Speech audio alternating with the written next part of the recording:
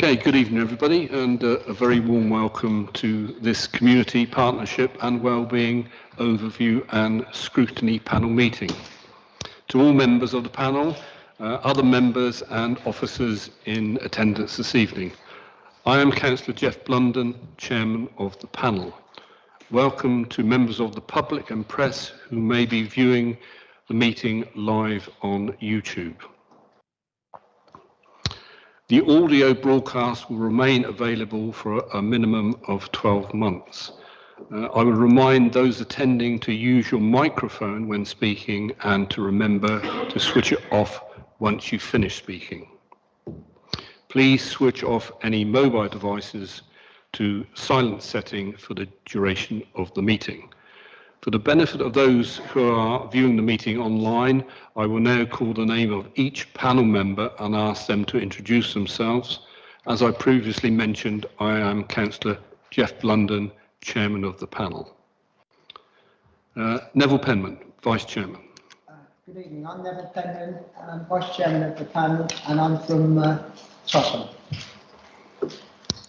Thank you. I think Louise Carasoli is not here. Steve Clark. Good evening, Chairman. Steve Clark, representing Milton Ward in New Milton. Thank you. Keith Craze. Good evening, Chairman. Keith Craze, representing Barton. Thank you. Arthur Davis. Good evening, Chair. Councillor Arthur Davis, representing North Tottenham. Thank you. Barry Dunning. Good evening, Chairman. Yes, Barry Dunning, representing Lymington. David Hawkins. Yes, David Hawkins. Good evening, Chairman. Representing Milford-on-Sea. Caroline Rackham.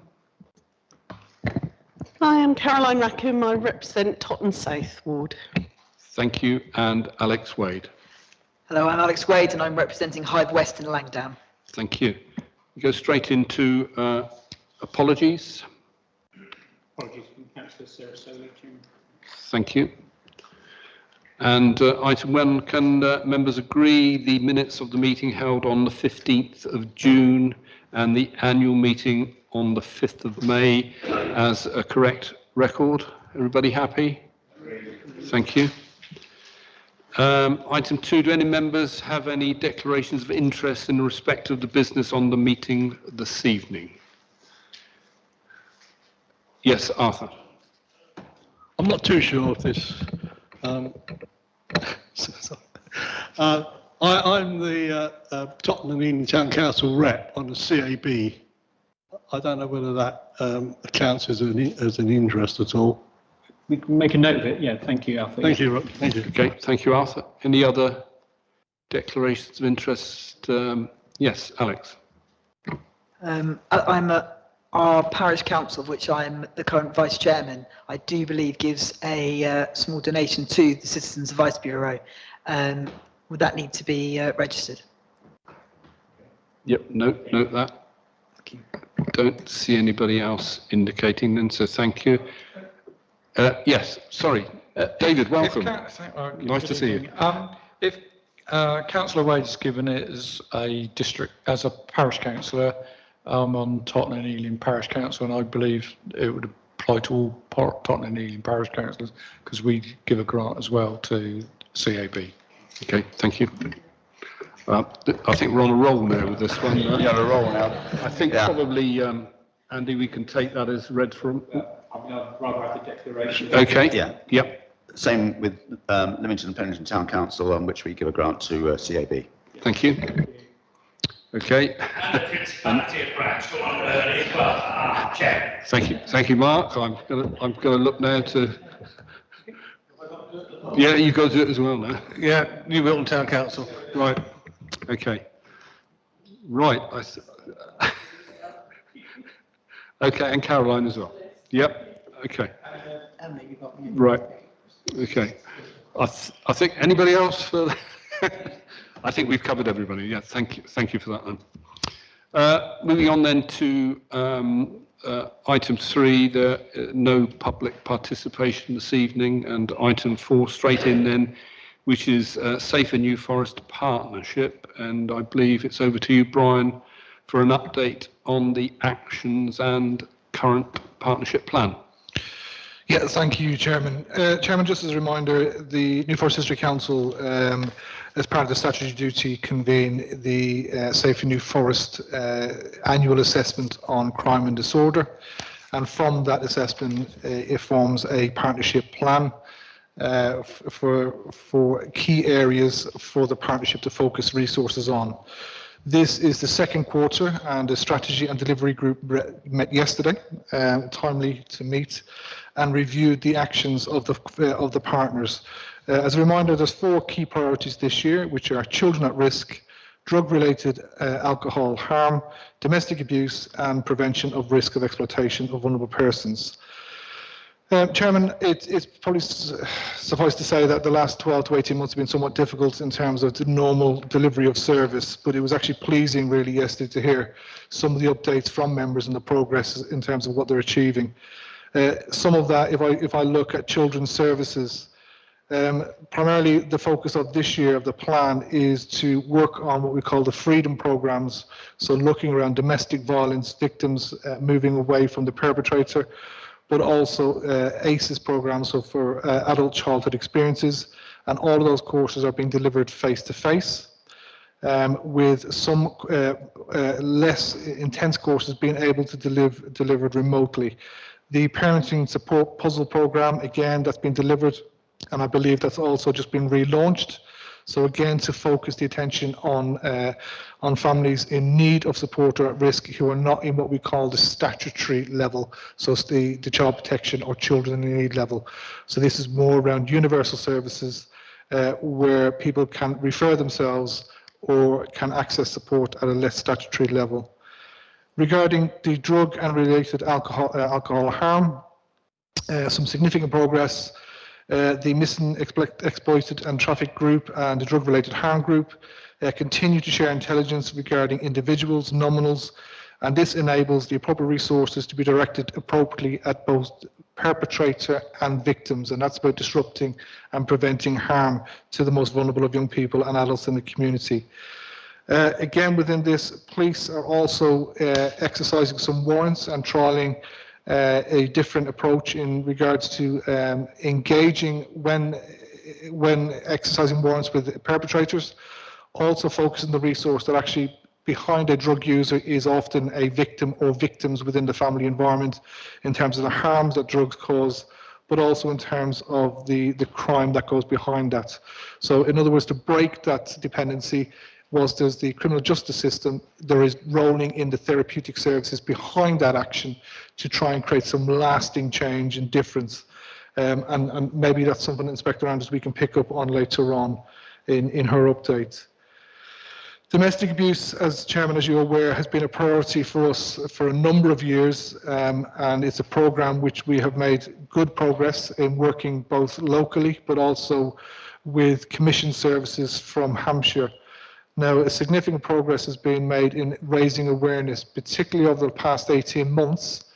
With lockdown restrictions, there is a notable increase in concerning reports of domestic abuse, and also maybe some difficulties in victims accessing support, particularly with lockdown when you're residing with the perpetrator.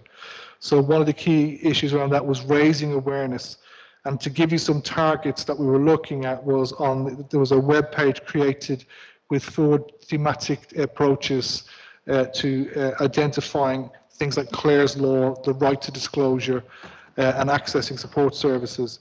So on one of the pages, we had a target of 50,000. We actually had 116,000 hits of accessing that information.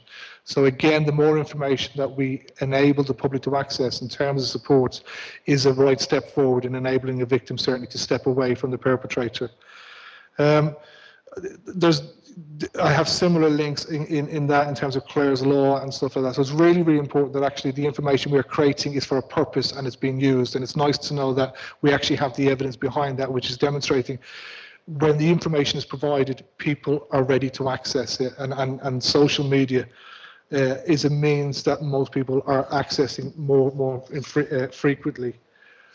One of the things we have noticed as well during the statistics that we're looking at, particularly within domestic violence, is there is a significant drop-off in reports from 55 and over, and I would almost call it a cliff edge. To give you an example, the age range of 36 to 45 in self-referrals within a 3-month period was 48. When that goes to the 55 age bracket, that drops to 6. Now, that's a significant drop, and we're looking at that data to try and find out what we have an idea what's influencing that, but it's important we really understand that to make sure that if that's about access, if that's about awareness, we need to make sure that we find a means of enabling people. Something that I think you know, Chairman, that we have focused a lot of resources on and will continue to do so. So I think maybe throughout the year, it's something that the next one I'll be able to maybe provide a bit of a further update once I have more information around that.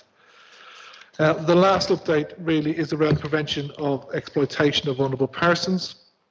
I'm pleased to say that again, in a multi-agency approach, we're working with trading standards, and there will be an offer coming to town and parish councils in looking at training scam champions, working with training standards to kind of educate people, particularly in frontline roles, to raise awareness where they have the opportunity, where information is coming across, say, in office-based environments where there's contact with members of the public, where we can actually engage, recognise and support at a much earlier level.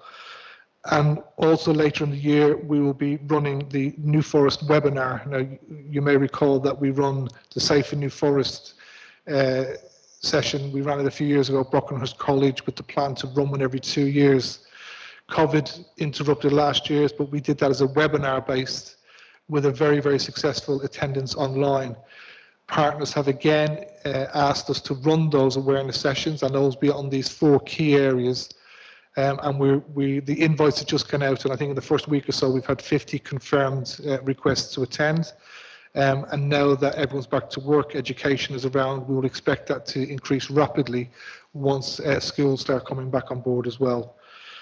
Chairman, that kind of summarises a bit of an update from where we are, but I'm happy to take questions. Okay, thank you very much. Ryan, any questions? Steve Clark. Thank you, Chairman. Just a quick one. You know, my sort of hobby horse is the online issues and safety of especially more vulnerable people.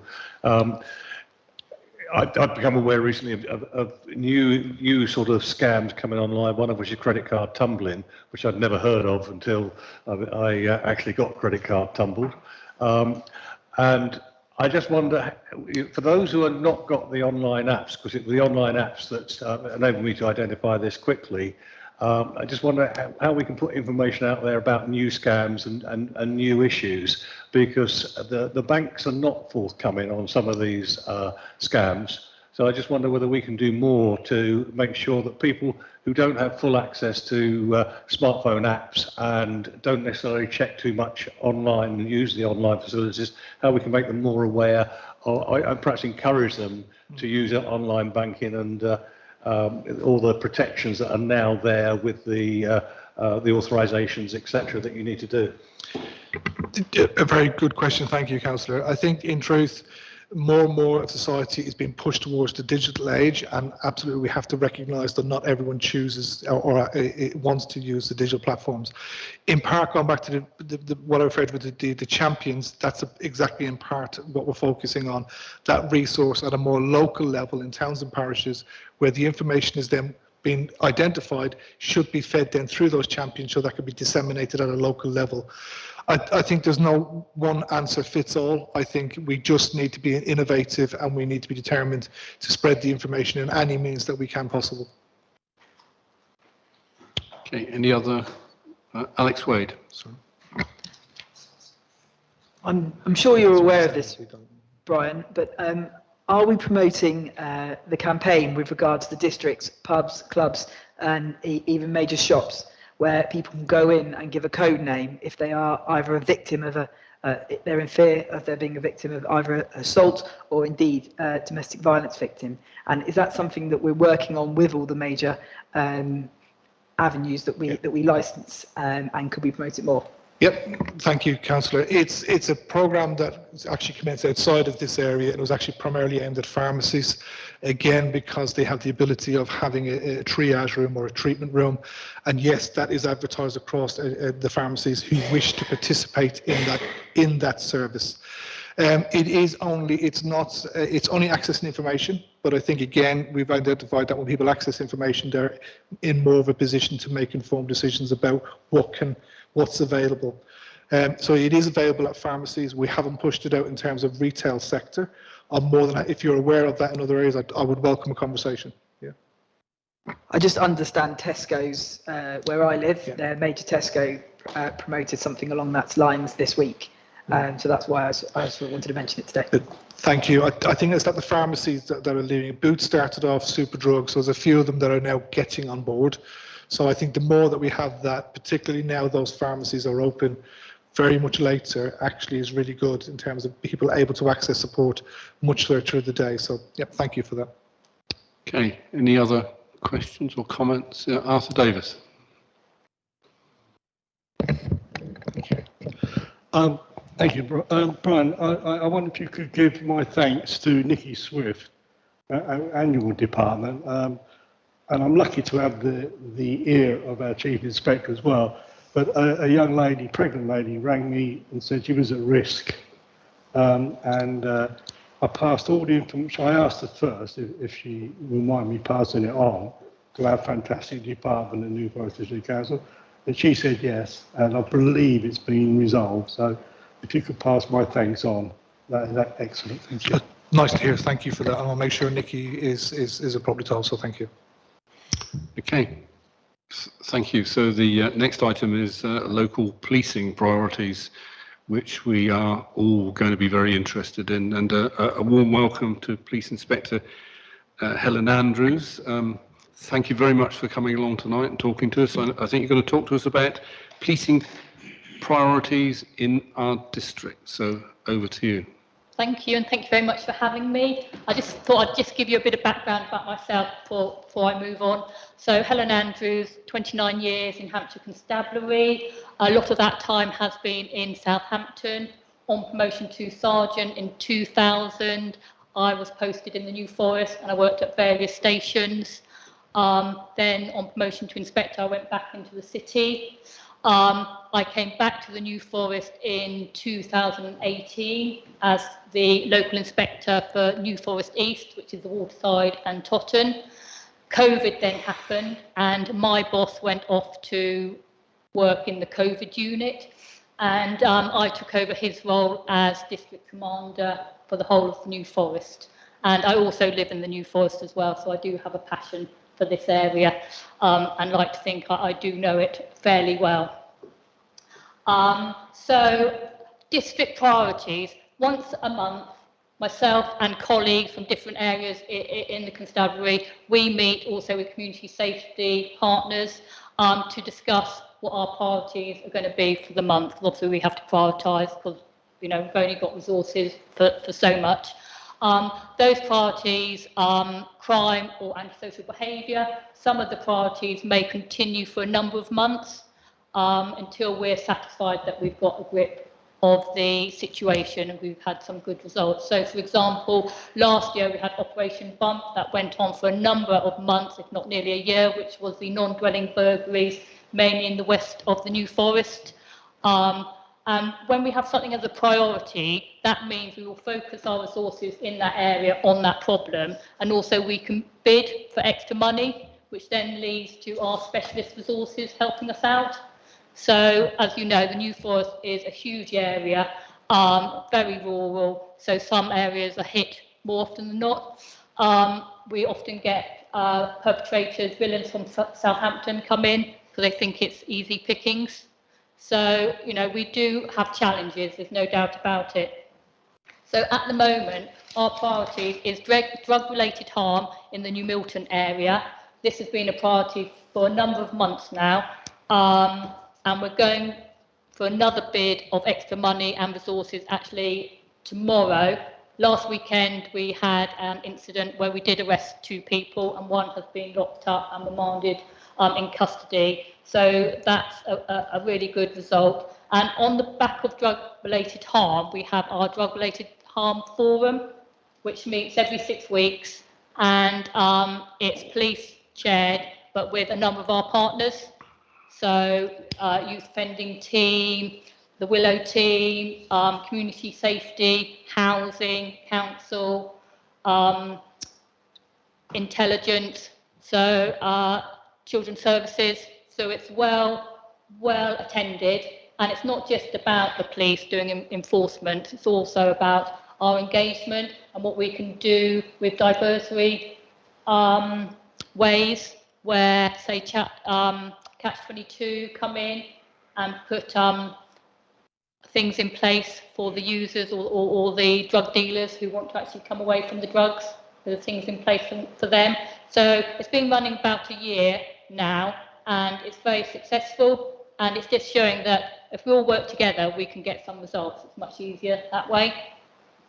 The other district priority at the moment is our domestic violence, domestic abuse. So obviously in COVID it did go up. Again, we work with our partners. We have a domestic abuse forum.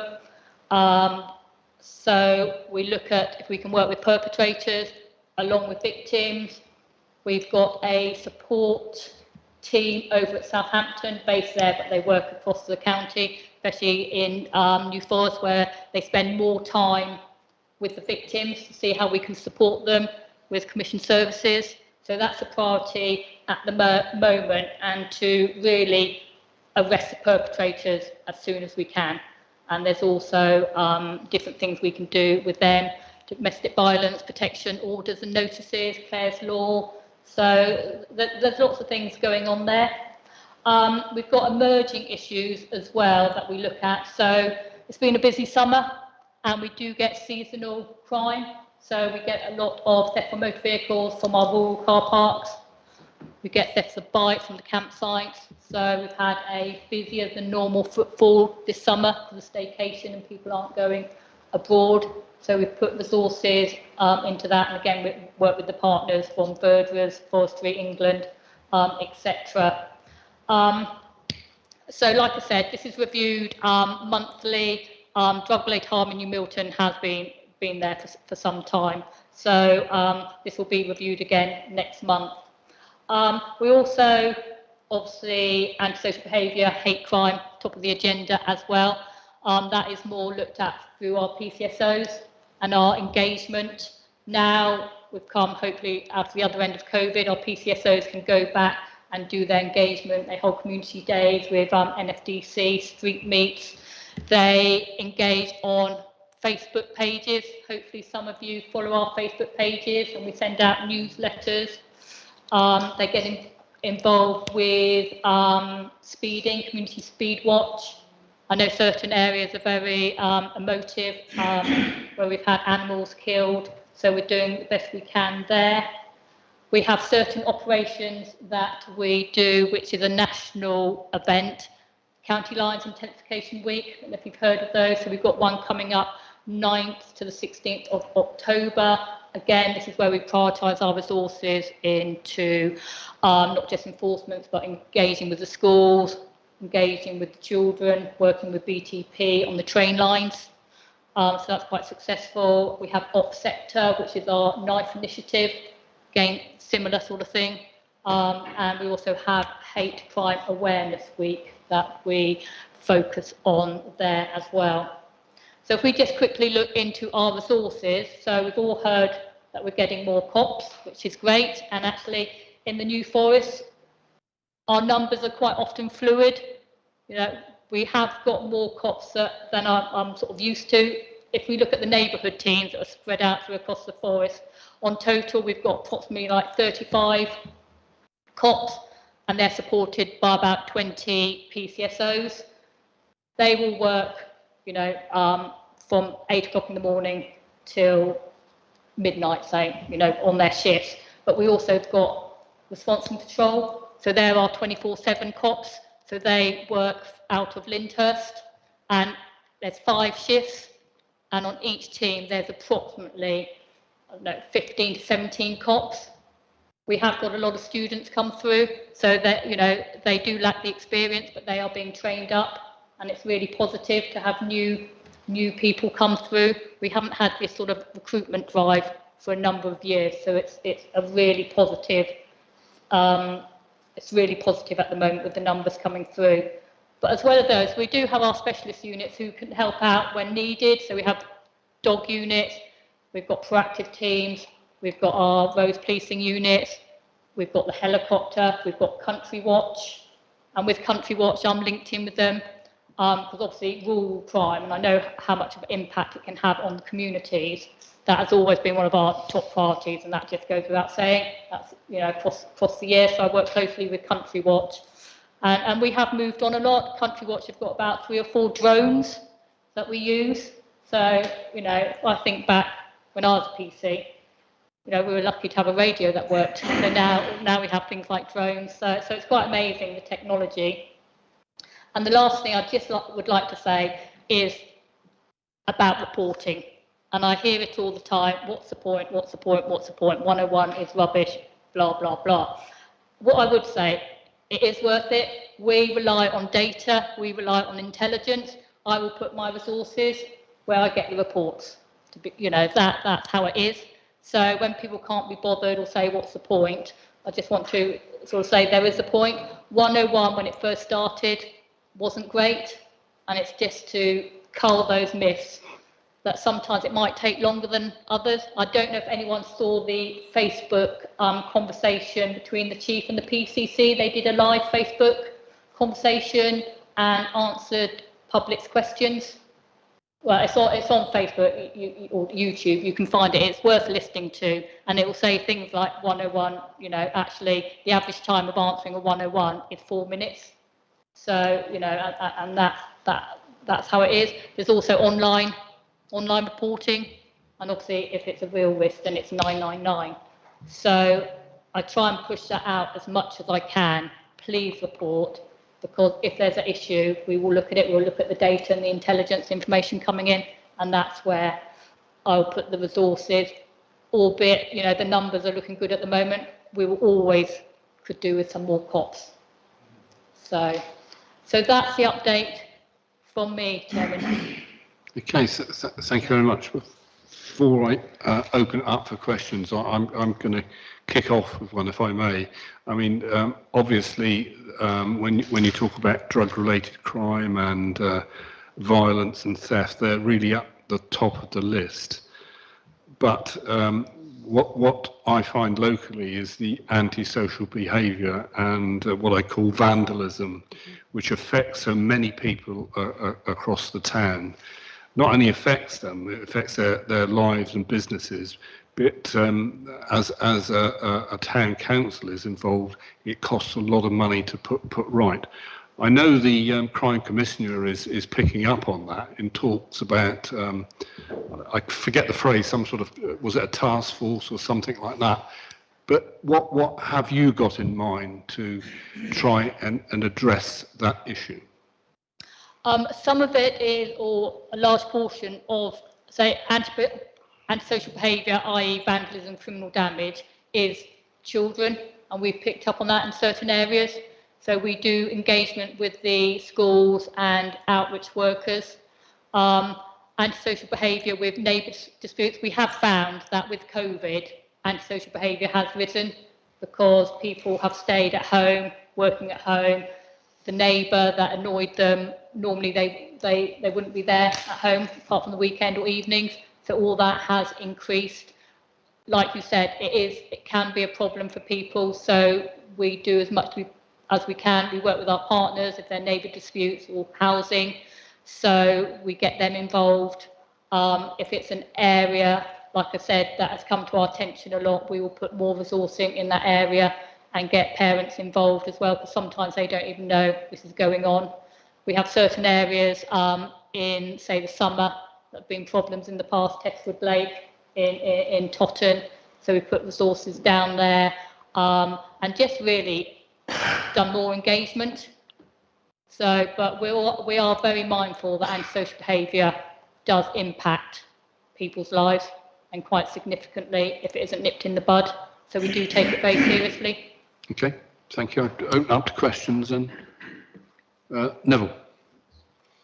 Thank you, Chairman. I think I'm in a position tonight to actually thank you personally for the amount that you actually do for the residents of Totton.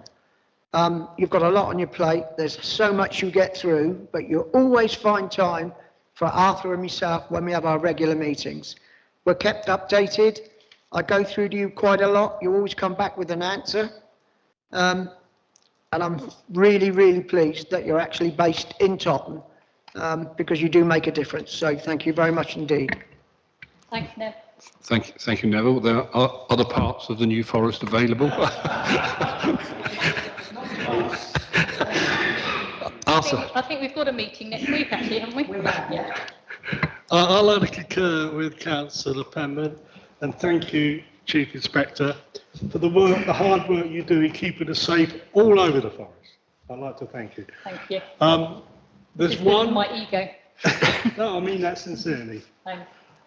There is one thing in, I hate to mention it, Totton, that keeps constantly coming back, and it's young people with cars and motorbikes going up to the industrial estate, and sometimes I've been told there's 80 vehicles up there, plus motorbike, and they race and skid around. There's even, I have emailed you, there's rubber on the road. We all know that someone's going to get seriously hurt or killed. I just wondered if you have the resources, or can you get the resources to put a stop to this problem? It is difficult. I'd say 80 cars is an exaggeration. We have our neighbourhood team up there when we can, and we're working with the road policing unit to put together an operation. So, I mean, some of the cars are up there. We've checked the cars, they're there legally. So it is a difficult issue, but we're looking at different avenues to go down. So it is on our radar. That's good. Because sometimes I was told they have a people looking out for when the police come up. Yeah, probably, but yeah, that's it. But a lot of them are just up there meeting their mates. So. Okay, Barry Dunning. Barry. Yes, just on behalf of Lymington and Pennington, getting you away from Totton, we'd very much like to see you down there as well. I go all over. Have you actually come down to the... Oh yes, definitely. I have an office at Totton, but I go all over the forest. Yeah. Okay, and we have the same problem with vandalism, as you probably know, in Lymington. I think we're on our third trampoline on our big park, and we're now uninsurable, but these things happen. But we'd be very welcome to come and see us at the council. Yep, okay, thank you. Thank you. Alex? Yes, as I say, you've also ventured down to my neck of the woods in Hythe, and we do appreciate you joining us on our Zoom meetings during COVID. Can I ask, with the challenges that you face, what more you think you can do with regards to messaging from the local town and parish councils? Because you make a very valid point about 101, and I know of an example where we have nagged, and there has been proof that you have come and put resources in to a particular area in my parish. But what more can, particularly on antisocial behaviour and vandalism, be offered to support because obviously you have so many priorities and only a limited amount of people. For example, it takes one road traffic accident on the A326 to take at least several officers out the way. I know in Hythe we have the accredited community safety officers who do help with that in Hythe and Dibden, and the youth groups as well. But what more can we do from a town, even a district council perspective, to support you in your messaging, and particularly on antisocial behaviour and vandalism issues? Like you said, we have got the AXOs, Handy Trust. The PCSOs will do a lot of the engagement. I don't know if there's anything from you to or the parish council to put things in place for the youth to do, because a lot of it they say they're bored, they don't have anything to do. So if there is anything like that, I mean, in your area you are quite lucky with the AXOs and the Handy Trust, which other places don't necessarily get. So, you know, there is a lot of involvement there. So, you know, I can't really see what else at the moment unless things can be put in place. Okay, Alex. Yep. I'm looking for, yeah, Keith Craze. Yeah, you were indicating. Thank you, Chairman. Helen, thank you for the in-depth description of the services and the range that you provide and taking into account modern technology. I, like our chairman, unfortunately live in the Wild West, called New Milton or Barton. And quite often we are asked collectively as town councillors, how many police are there in New Milton and Barton? And I'm sorry about this, but some members here of a certain age, sadly myself included, will remember seeing them walking around and on bicycles and things like that, which we don't see these days. We see the occasional car flying past, that's about it. So I'd just be interested, what do we actually have in New Milton, given we have a population approaching 30,000? Thank you. To be quite honest, I can't, it's not black and white. You know, you've got the neighbourhood team there, you've got response and patrol. So it's not like saying, you know, you've got 7 officers. So I can't, you know, it's not, it doesn't work like that. It's also very, very fluid. So just last week, you lost an officer from New Milton to go to Romsey because he's moved house, and we got you know, a couple of students. So I don't like to give sort of figures for a certain area because it just does not work like that. What I would say, gone are the days that you're going to see the bobby walking up the high street on the bike or whatever. Sometimes you might not see them at all because they are working on the drug-related harm priorities. Okay, so a lot of drug dealing and violence actually happen late at night. So then I will put the team on late at night. We had this last year when we had our Operation Bump for the non-dwelling burglaries. People complained to me, I never see a cop at Ringwood, where it was all happening. And it was like, I'm glad you haven't seen them, because actually they're working from 10 till 6 when everyone's asleep, and they're catching the burglars who are doing the breaks. So just because you don't see them doesn't mean they're not there, not doing the work. So that's the best answer. I don't like to give specific numbers because it just doesn't work like that. Okay, thank you. Okay, thank you. Any other? Caroline? I did ask about this at the last meeting. I wonder if we can have our statistics back so that we can see. We used to have statistics that showed violent crime figures and non-violent crime figures, etc. And that was actually a really useful tool for us. I wonder if we can have that back. I asked about it at the last meeting. I think you did mention, I think, Brian, I believe you were going to... yeah, Chairman, if I may, to Councillor Rackham, we published the whole basis of the annual crime statistic is that it's a breakdown of all crime types in each area. So that's actually published each year. And I think, I'm not going to speak for the Chief Inspector, but I think we're looking at a focus of resources being front delivery, not doing administration, and that's the reason why we compile the data and it's shared across the partners. Now I can break that down at a lower level. If you want me to do it on an annual basis, I'm more than happy to take that, and we can do that when we do our annual strategic. We used to do it, I'll be honest with you.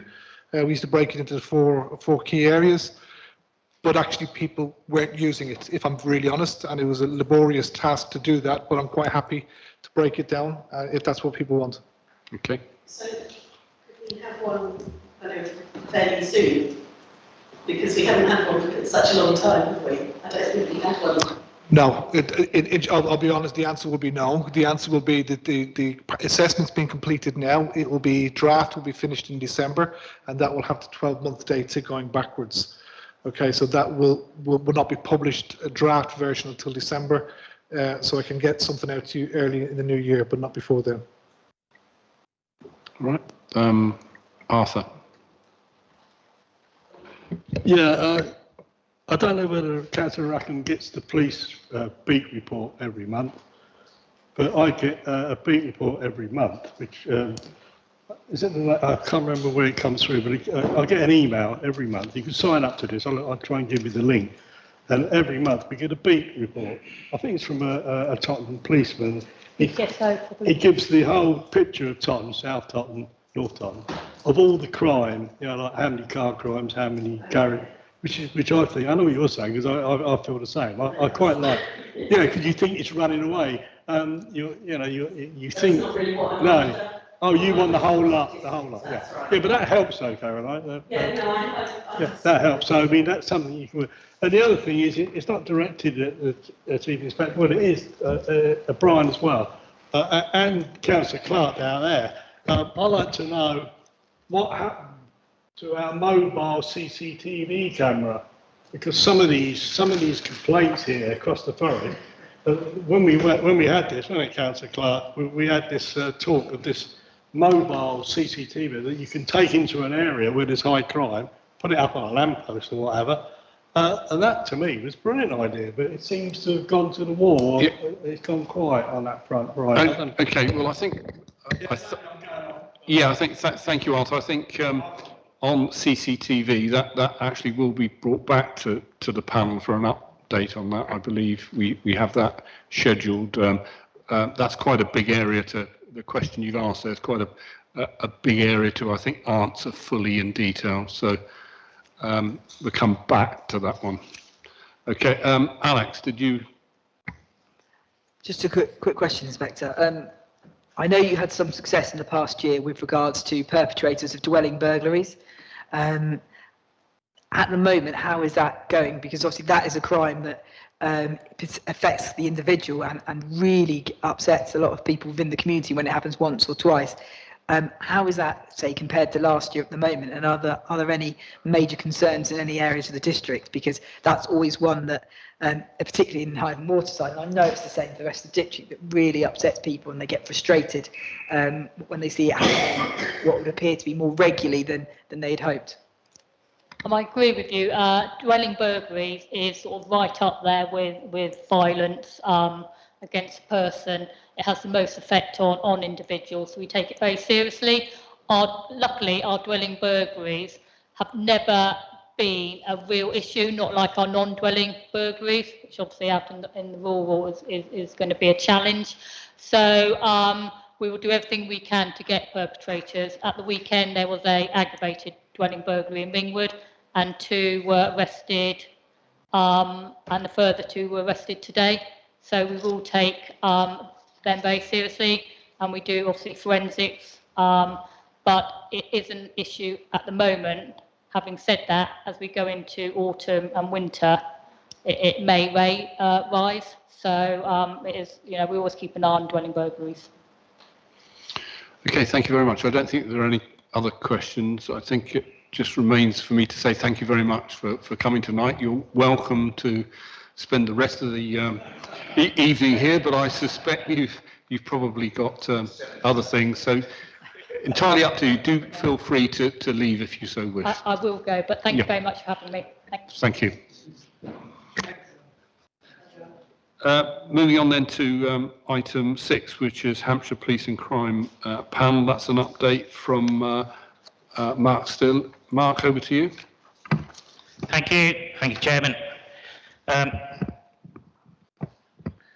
With regards to the Police and Crime Panel, had a meeting on the 2nd of July. Meeting with Donna Jones, or Police Commissioner, I should say, the new Police Commissioner. What I did get was that she's committed to being open and communicative, understood the value of partnership, and indeed looked forward to working alongside the panel.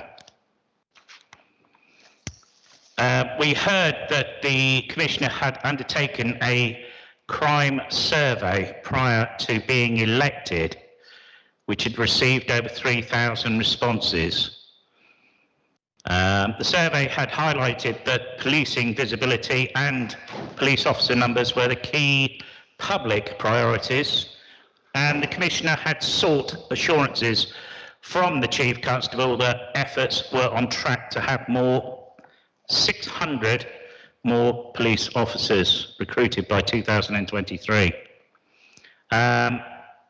With regards to numbers, present working, Hampshire Constabulary has approximately, well, I know now, 5,423 staff in total, of which include 3,033 officers.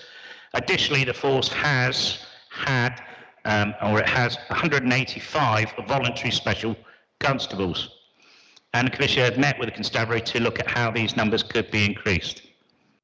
The Commissioner advised members that the high harm crime types had fallen in number over the last 12 months as a result of the pandemic. However, those specifically related to drugs, public order offences and the carrying of offensive weapons had increased. And tackling this would be both an operational and strategic priority, with funding being sought and provided by the Commissioner. On the other side of this is, okay, we've got the cops on the beat, but members heard that the Commissioner had taken a seat on the local Criminal Justice Board, LCJB, with a view to chairing the board. Criminal justice was a key component with regards to the role of the PCC, and the Commissioner was seeking opportunities to meet, obviously, with the partners and explore and understand the current issues with regards to court backlogs, and in particular, conviction rates. Other key priorities for the Commissioner would include tackling antisocial behaviour and the rural crime, which was very pleasing to hear. Preventing young people from criminalisation and a review, I should say, of the 101 system or service. Overarching vision was Hampshire and the Isle of Wight would be two of the safest counties to live in, and that these priorities would be outlined within the new police and crime plan, a draft of which has just been published. I've got part 1 and 2 that's been sent through to us. That will be reviewed by the panel. The Commissioner further explained that she would focus on being highly visible to partners and the public, which I think is very good. And I was pleased to see that, helping residents to understand the value of the PCC role and what will be delivered for their preset contributions.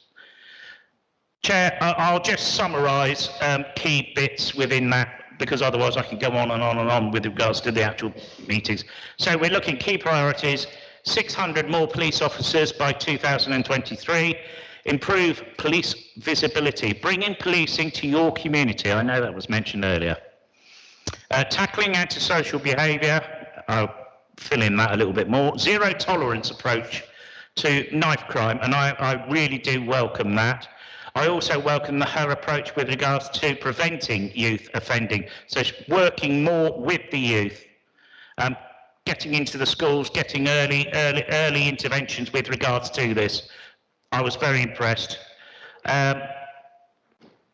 More customer-focused police calling handling, i.e. the 101 system, so that you actually do get somebody who does come back to you. And whether that is going to happen, I'm very hopeful it will. She seems to be doing the review. Crack down on unauthorised encampments as well, and improved outcomes for victims, including female victims of violence. It is really critical that we actually do work very closely with the victims. And most importantly, and I'll finish off with this, a voice for rural communities. Thank you, Chair. Thank you very much, Mark. Any questions? I think the minutes of that meeting, the notes of that meeting can be made available to any member should they want to have a look at them. David Hawkins. Mine is a comment rather than a question. The comment I've got, we need to support the police in what they're doing by making the sentences for what happens a lot stronger. Whilst they're willy-nilly as they are, crime's going to carry on flourishing. But if we made the penalties stiffer, they'd think twice about committing a crime. Okay, thank you, David. So no other. Caroline. Thank you. I just wonder, with the 600 new policemen, where we are with that, or police constables, I don't know what you call it. Sorry, don't know the terminology. Where are we with the getting towards the 600? Okay, the recruitment process is obviously within the police force across the whole of Hampshire. That's not to say 600 police specifically for this district. It was actually asked as well, and I was again assured that the police, i.e. the recruitment of these, will be fairly distributed, because we didn't want a situation, and I spoke with other members of there, and they were, you could have your centres, i.e. Southampton, Portsmouth, Winchester, so you've got city centres which would then be taking the mass of that 600. So it's going to be evenly spread. So I was impressed by that. Numbers, hopefully I'll be able to come back to you. 2023, I'm sure that they would have actually made a start with that recruitment, but I'm happy to find out for you, and I will let you know and email you. Thank you. Alex. Again, just a quick question on the same subject. Is that a net gain, or does that account for officers who will leave the service in the time before 2023? It is a gain. Okay, that's a yes. That's quite good, isn't it? Yeah. Okay. Thank you. Then let's move on then to item 7, which is Citizens Advice New Forest Grant funding. Before I ask Ryan to introduce his report, I would like to welcome Alison Talbot here tonight, and Chief Officer at Citizens Advice New Forest, and also Jeremy Ogden, who's a trustee. Welcome to both of you. Over to you, Ryan. Thank you, Chairman. Yes, this report is about the funding for Citizens Advice New Forests, which I'm sure most of you are aware provide free, independent advice to residents across the district on a range of matters. New Forest District Council is the principal supporter financially to Citizens Advice New Forests, previously awarding a grant of £255,000 a year. Back in 2017, we had a task and finish group that was set up to work alongside Citizens Advice New Forests to review the funding arrangements and review their service delivery. In 2019, we agreed a 3-year rolling funding agreement commencing on the 1st of April 2019. Then the funding for the 3rd year was to be considered annually. And again, the purpose of that agreement was to give Citizens Advice New Forest with some secure long-term funding to enable them to budget and plan ahead. At the time, the council was facing reductions of about 30% in our income and our funding. So over those 3 years, the Task and Finish Group proposed that we reduce the funding by 10% of each of those years to reflect that reduction in our own funding. 3.2 in the report outlines the funding that we have provided for those 3 years, and funding for 2022-23 has been agreed at the same rate as this year, 185,895 in panel last March. So Citizens Advice Board are requesting that we consider a further 3-year funding. So funding from 2023, 24, and then 24, 25. Part of that Task and Finish Group, we worked, as I said, closely with Citizens Advice New Forest to review their service delivery, looking at things like staffing structure, accommodation, funding streams, and their delivery model. And that has been achieved over that time. Again, we work very closely with Citizens Advice throughout the year. Last year, obviously, hugely with the pandemic. Things like the food larders we've done. I'm sure Alison will come on and give a bit more detail on that. So the workload, as I said, has already increased. So we've looked at the funding agreement for those 3 years from 2023 onwards, and the proposal is set out in 5.2, based on using the same rates we are awarding now, with an uplift for inflation to reflect the increase in costs of wages, utilities, etc. 1.1 just makes that clear. So we're looking at the funding agreement from April 2023.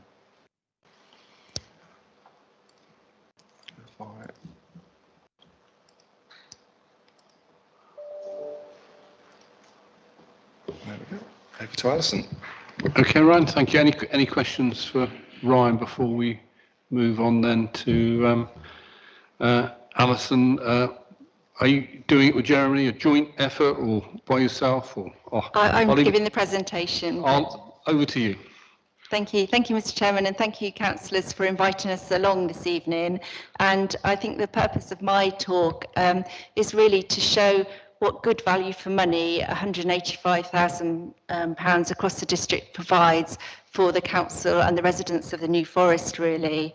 So we are Citizens Advice and we're here for everyone, and it's interesting to hear the talks earlier on domestic abuse, hate crime and neighbourhood disputes. They're all things that come through our doors, along with benefits, debt. Employment has been a huge issue for us over the COVID pandemic, and we help people move forward with the problems that they face. We've got a team of extremely experienced advisors that work very closely with people to help them provide the right information and advice so they can make the decisions to move on with whatever problem they're presenting.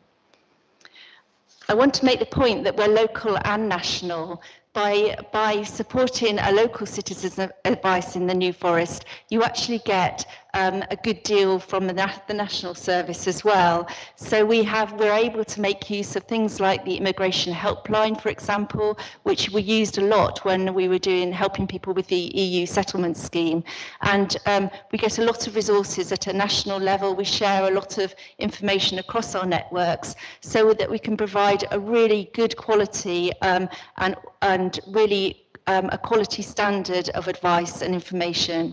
So although we're a local charity, we're affiliated to the national network. Last year, Citizens Advice had to adapt its services like everybody, and we helped over 5,600 residents of the New Forest with over 14,000 issues. Those of you who've heard me talk before will know that the issues that are coming through our doors are more and more complex. So we're helping people with mental health issues and a range of connected things, from relationship breakdowns to debt to employment issues. They're often interconnected, really. We had to move channels from our face-to-face service onto our New Forest telephone advice helpline, which is now a free service across the New Forest. And we've helped most people through our advice line and from our email service.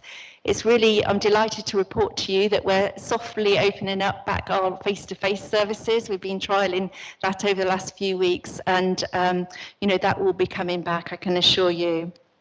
As our offices had to close, we then set up the 10 outreaches across the New Forest. These were at food larders, and it was a joint initiative between FareShare, that are based down in Totton, New Forest District Councils, ourselves, and all the food banks in the forest.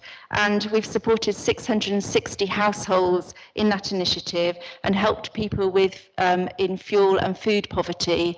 And it's quite interesting when you go out to those food larders to hear the tales from people that can't afford to heat their homes or are struggling with providing the basics. There's a real need for our services and others at the moment across the New Forest. We provide these key stats, which I'm always happy to share with at a ward level, really, but we are able to look in detail about who uses our services, what issues they come for, and what outcomes that we can produce, really. So, as I say, last year, employment, people coming because of furlough schemes, because they didn't know their employment rights, was a really important issue for us. And then we've got the common ones of debt, benefits, housing, all of those things that link very much into the services that the council provides. So if you took away our services, those people would still need to go somewhere to resolve those problems. And I think that's a really important message for you here tonight. Our service is mainly given through volunteers, and they're super high quality, high caliber volunteers. It takes about 2 years to train one of our volunteers to be able to give the level of service that they do. And 50 of them took laptops and soft phones home and worked on average 2 days a week each over the pandemic. And when you total up the value of that, it's an enormous value of their hours that they worked. And we've got head teachers, judges, all sorts of people that give their time for free to New Forest Citizens Advice. But we've also got a great staff team, and you need that staff team to be able to support that volunteer team. You can't just let volunteers do it themselves. They need lots of support to do that. And our staff team divides up into our core team and to project workers, because one of the challenges the council set us was to diversify our funding base, and we've been quite successful in that, in bringing in funding for specific projects. So we've now got a dedicated debt team that are based in our Totton office that are all trained up as debt advisors. We've got people in benefits advisors, but they're all specifically funded through projects that we've been able to attract in because we've got that infrastructure in place. So we're a local independent charity, and we are so dependent on the grant from New Forest District Council and those really important grants from all the town and parish councils as well. Together, those two grant streams give us our core funding where we can provide our infrastructure to deliver our service. As I say, we affiliate to National Citizens Advice, and all our advice is audited and delivered to an advice quality standard, and that's an important part of what we do. Last year, the council, we worked very closely with the Task and Finish group on a number of strategic priorities, which I'm really delighted to say we've really worked hard to deliver. Even over the pandemic, we pushed ahead with these. So now, in terms of our infrastructure, we've moved into our advice hub into Lymington Town Hall. So we're very close to New Forest District Council there and the police. We're sort of between them both. And we've got community venues at Totton. We're just next to Lloyds Bank in Totton. And we've gone into partnership with It's Your Choice, who are a young people's charity who provide advice and information. And by going in together into that premises, we've cut costs for both charities, but we've got a facility on the doorstep for people in Totton to access to provide really good advice and information. In Ringwood, we're in the library, and so we're in a community venue there and developing services. There's all sorts of things happening in Ringwood Library now, community fridges, there's activities for veterans, all sorts of different hub activities happening there. And so it's good to be there. And at Hythe, we're in the Grove. We didn't move out of the Grove because it's such a lovely place to be, but it's there, you know, the Handy Trust are there, the community police officers are there. So again, we're in that partnership of linking well to the organisations that are working in Hythe. And in New Milton, I know there's a number of New Milton councillors here today. So we're going to be in the old Cat and Kitten Rescue shop, right on the High Street, right in the middle of New Milton. And we're going in a joint partnership with New Forest Mencap, who have got the shop next door. So we're hoping to be opening back up in New Milton in October time. So that's an exciting, I think we're going to be very, very busy on the crossroads in New Milton. But we're looking forward to opening our services back up there. And but in the meantime, outreach is going to continue through our 10 outreach locations. So Councillor Steele, you'll be pleased to know we're in Branscore on a Friday morning. We're down in Calshot. I don't know if there's any Calshot councillors here, but Calshot without a shop or any services there, it's a brilliant place for us to be doing our outreach, and we feel that's a really important place to be. In terms of our finance, our next strategic priority, we've been successful in securing long-term grant arrangements for specific projects. These are not for core funding, it's for specific projects. So through the Money and Pension Service, through Macmillan, through Help to Claim are our big 3 projects that we've drawn in money to deliver. But we couldn't do that without our infrastructure and core funding in place. I just want to emphasise that really. The project funding is restricted, and also it's all up to renewals. So for next year, for example, they're recommissioning all the money and pensions debt services. So, you know, we don't know for sure whether we can get that funding really. And as I say, we need that core money to be able to attract project funding. Just coming to the end now, but people, as I say, we rely on an experienced staff and an experienced volunteer team. Our current challenge is to recruit and train more volunteers because quite a number of them, you know, left our service over COVID. So we're being busy doing that. It was great today in the office. We had lots of people in training up to be opening up when we're back in New Milton. and we employ skilled staff to deliver our projects. Jeremy's with me today, and he's part of our expanded and new look trustee board. So we've got a fresh faces on our board with lots of new ideas and enthusiasm for us to develop our services.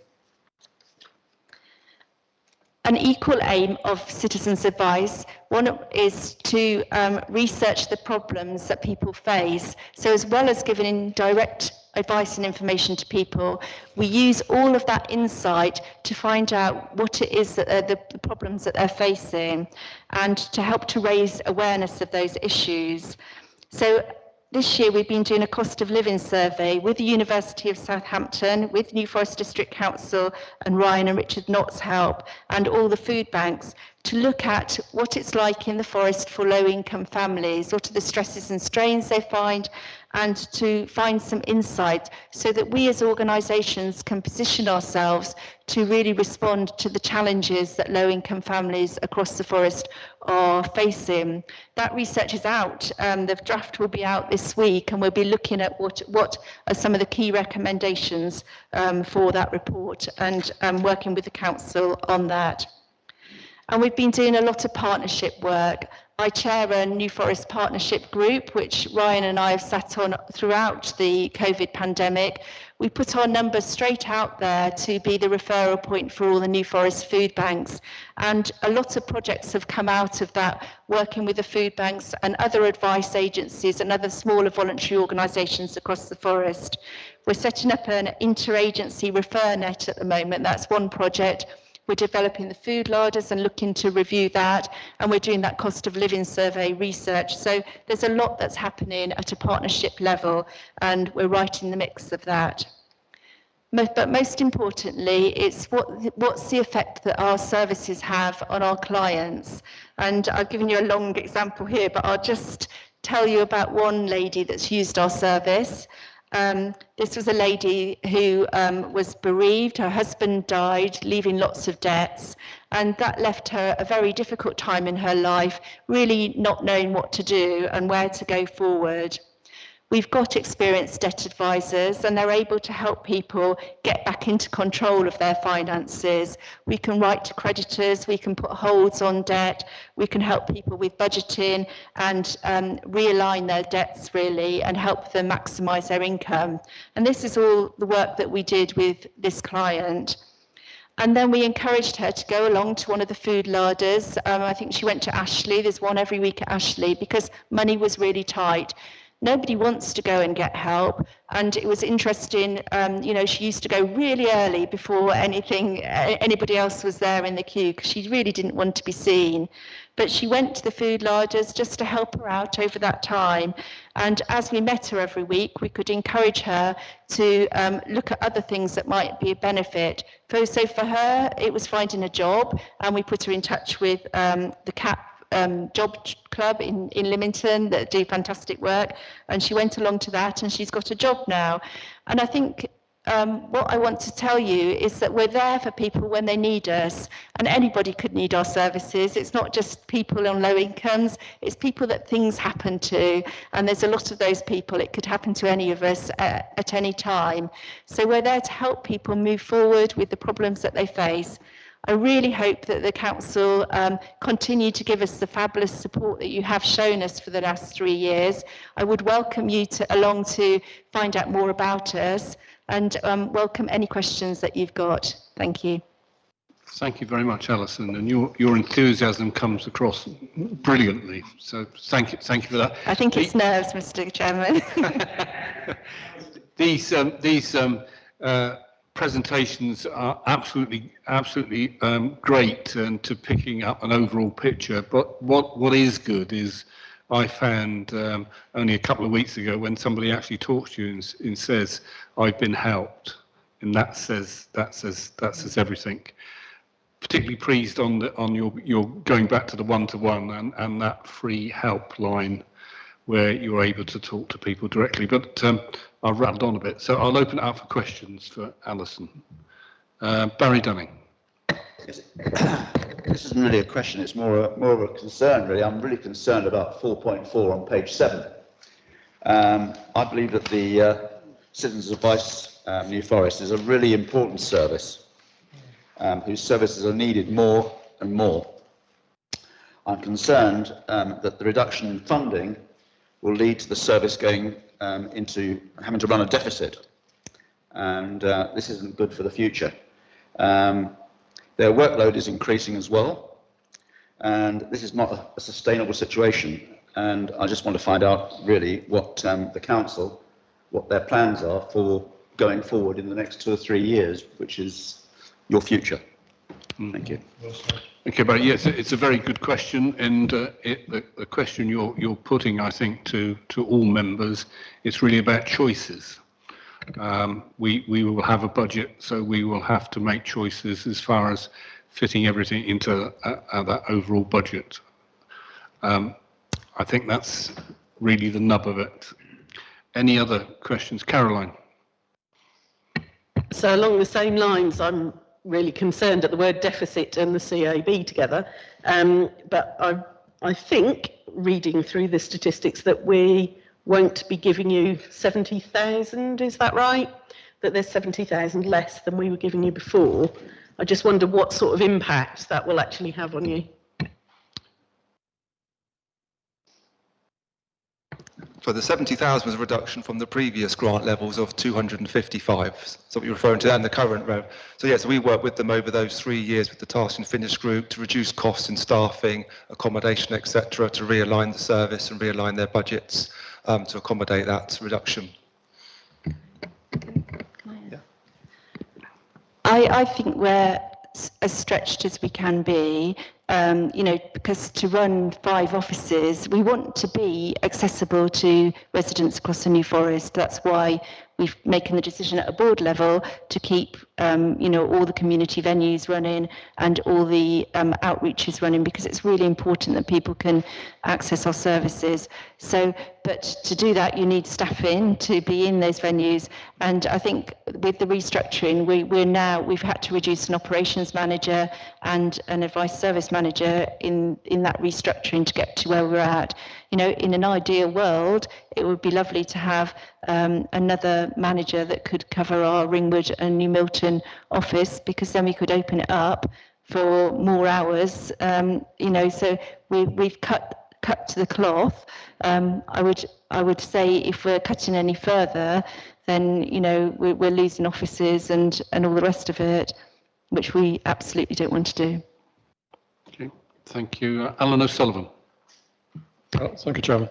I'm the sort of New Forest rep for Citizens Advice, and I've been attending their board meetings over the last few years, and I'm very impressed with the way that they've managed to cope and handle the reductions that we've asked them to make, and the efficiency that they have is amazing, how they've actually managed to cope with that up to this point. Difficult for me to answer on how much the figures that they got here, as I haven't been involved in any of the conversations with that. But I think that they are doing a fantastic job. They've got New Milton coming along next month, which has been a bit of a task for them, because finding premises that will work within the restraints of the budgets that they've been offered.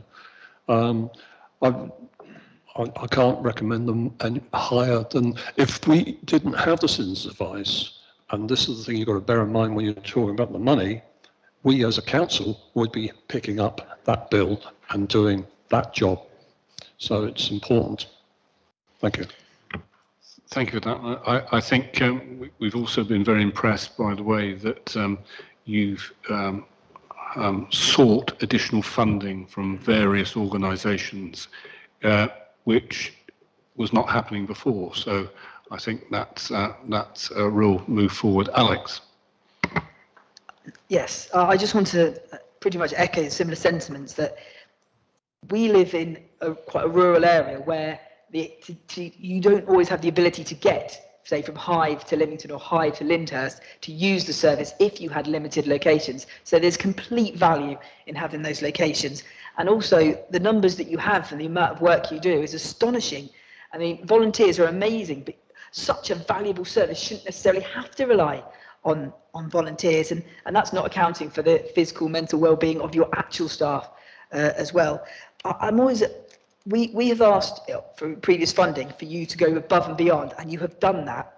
And I'm particularly in the last year, and the needs that people have on debt, on employment issues, and indeed the simple fact that you cross over so much with the services and the responsibilities of this council. And I think Councillor O'Sullivan made a very valid point that if we didn't have you, the impact on this council would be astonishing.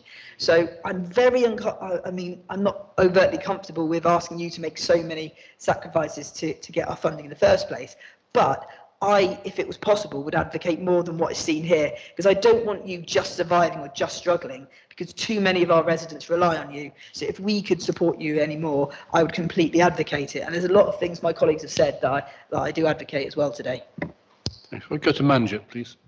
Yeah, thank you. I think, Ryan, it's probably worth clarifying that over the COVID period, we have, as a council and national government, been able to support CAB further. Is it worth you just touching on that for us, Ryan? I think that's helpful for members to.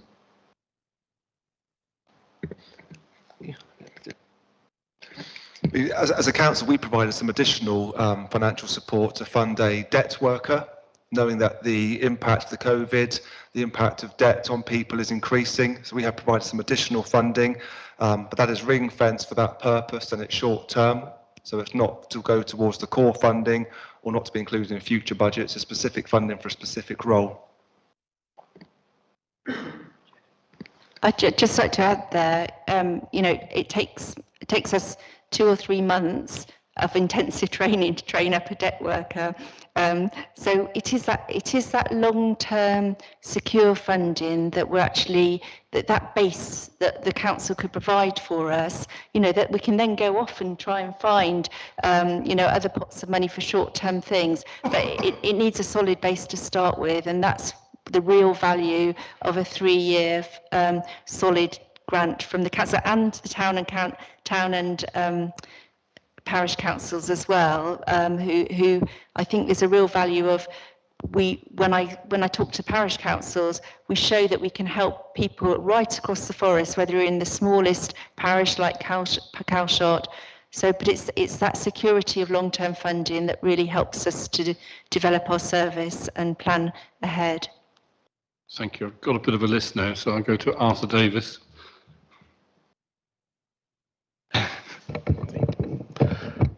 Thank you, Chair. I'm sitting here in awe of Alison and her team, what they do with the Citizens' Advice, and I'm also love to hear the councillors singing the praises and support. I just need the support of some of my own councillors, but that's another story. In the whole of our history, in the whole of my lifetime, we need this organisation now. It's any other time in history, we so need this organisation sorting out the less fortunate than ourselves in our society. It is a time to support them as a council, and also the thought of cutting, to me, like our government have supported businesses, this isn't the time to start thinking of cuts. I thank you again, Alison, for all the work you've done. I know my words, sometimes I blurt them out, but I do really mean that sincerely. Okay, thank you, Arthur. David Russell. Chairman, what we're being asked to do tonight, you've been asked tonight, is a funding increase. It's not a large increase, it's an increase on inflation right now.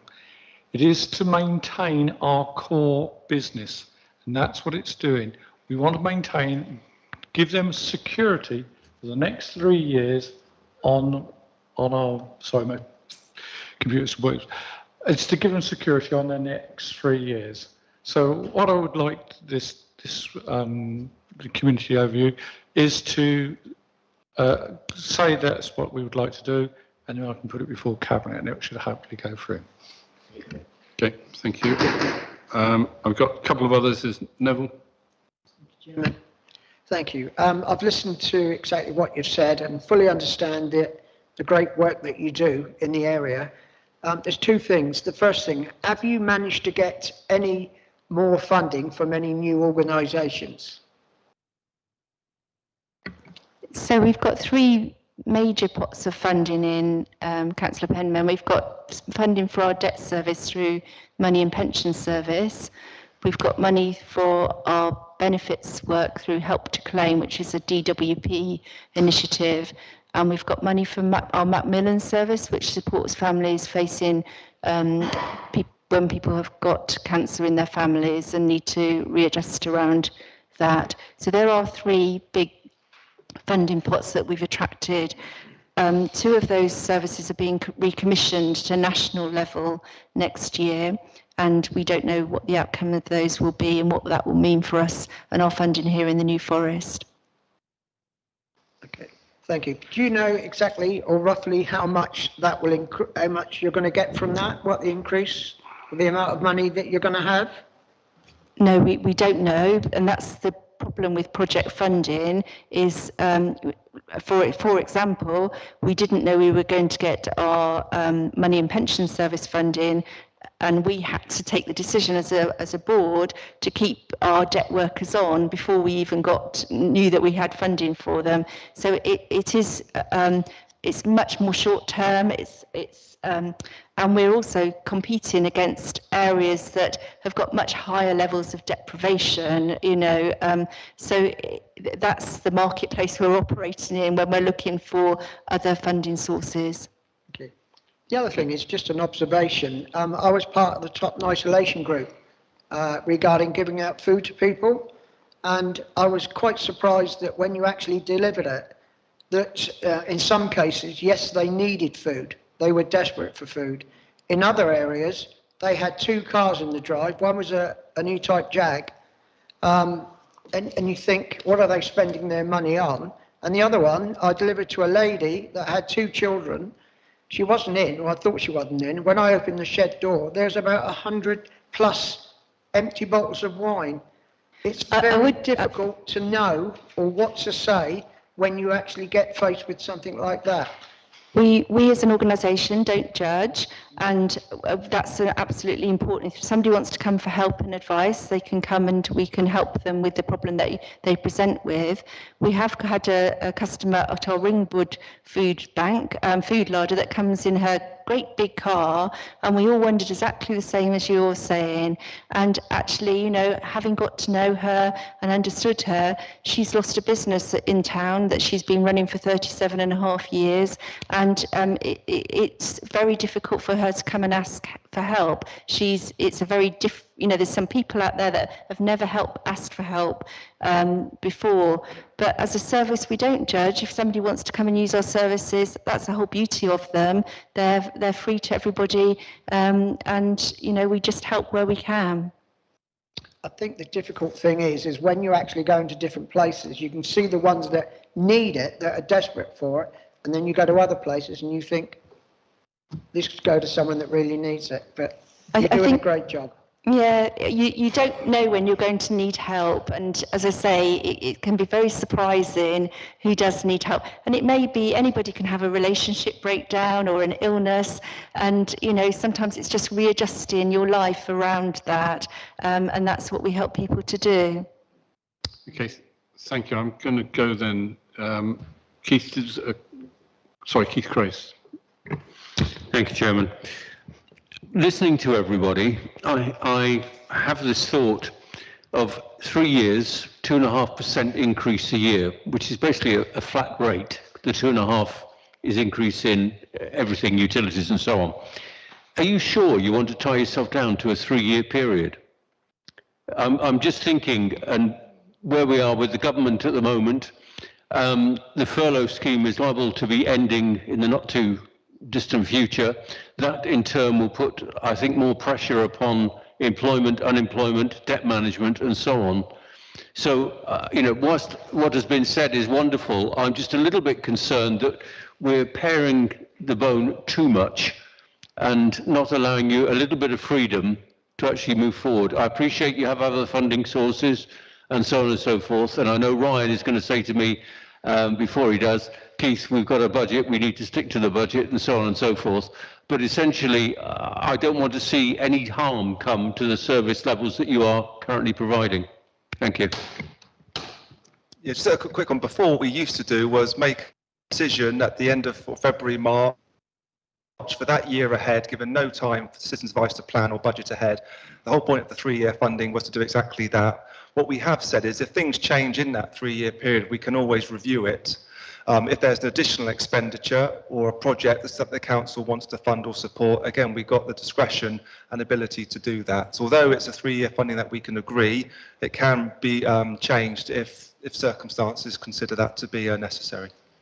Okay, thank you, Ryan. I'm going to take everybody then to the recommendations, which are set out in 1.1, which is the year 2023 at 190,542, and year 3 195,306. And as I say, this does provide the long-term planning and stability. And as Ryan has said, there is always an opportunity for any particular issues that come up in a year to come back to the council. And I think you can see that has been demonstrated, particularly last year with the COVID issues. So that's the recommendations. Everybody happy with those recommendations? Thank you. Sorry, that's a no. I'd like to abstain, please. Okay. Yep. I would like to abstain because I think we should give them a bigger wedge. Okay. Yep, I think that is noted. Yep. Thank you. For clarification, Chairman, I also would like to abstain. So again, I completely agree. I don't think it's enough. Okay, thank you very much, and thank you, Alison and Germany. You're quite welcome, as I said, to stay for further debate. But thank you very much for coming along and sharing your thoughts. Yeah.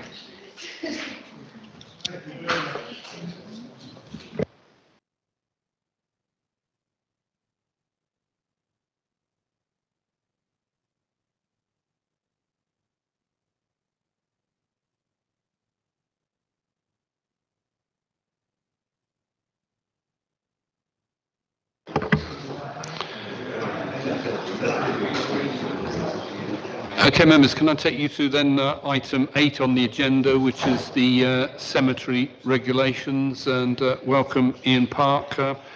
Can you present your report, please? Thank you very much. Thank you, Chair, and thanks for building up my part this evening as well. It seems to be the reason why most people are leaving. So, the cemeteries regulations were last updated in 2017, so they require revised and republished by the end of 2022. For those that aren't familiar with them, they're in addition to the provisions in the Local Authorities Cemeteries Order 1997, and the regulations cover items such as the purchase of plots, the interment fees and the procedures involved in interment, the management and operation of our cemeteries, the scattering of remains, burial plot ownership and rights associated with that, memorials, the benches and the memorabilia in cemeteries, and in particular a recent change is that we nominally charge for under 18 burials, but that's actually something that we don't place on individuals. It's something that the government has introduced where we get the money back from the government. So these new regulations will cover all those items and just update the old ones that were there. Okay, thank you. Are there any questions for Ian? Alex? One thing I read in the report that I genuinely, there's probably an answer for this, but can I ask why there is a 4-foot limit on the child burial grounds for under 18s, please? In terms of, what did you want to clarify in relation to it? I was reading through the report and, it said there's all graves within the children's section shall be excavated and they are a maximum of 4 feet in length.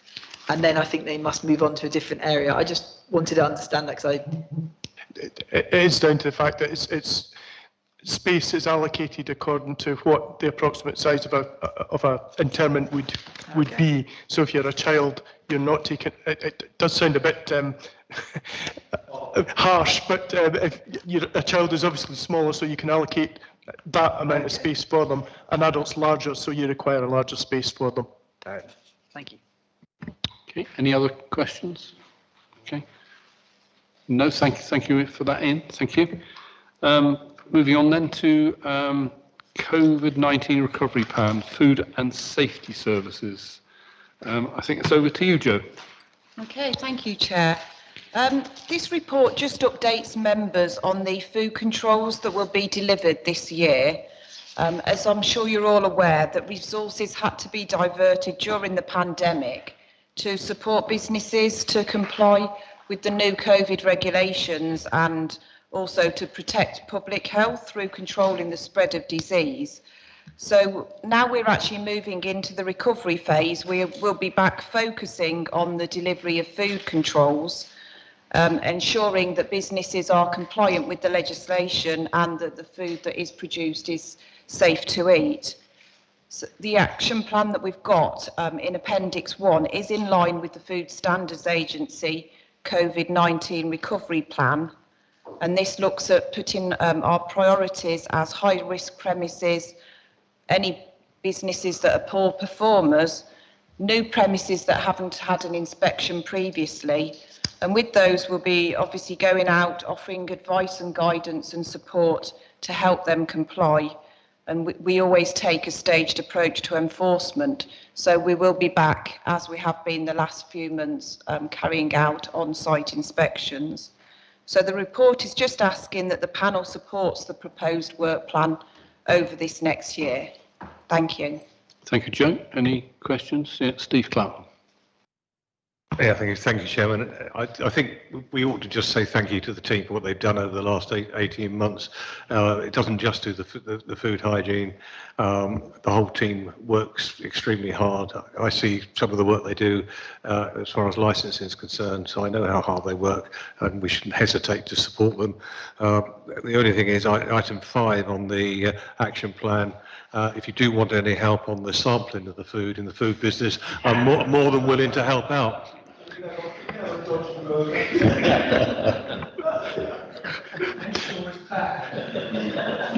Thank you, Steve. You must always be careful of what you're volunteering for.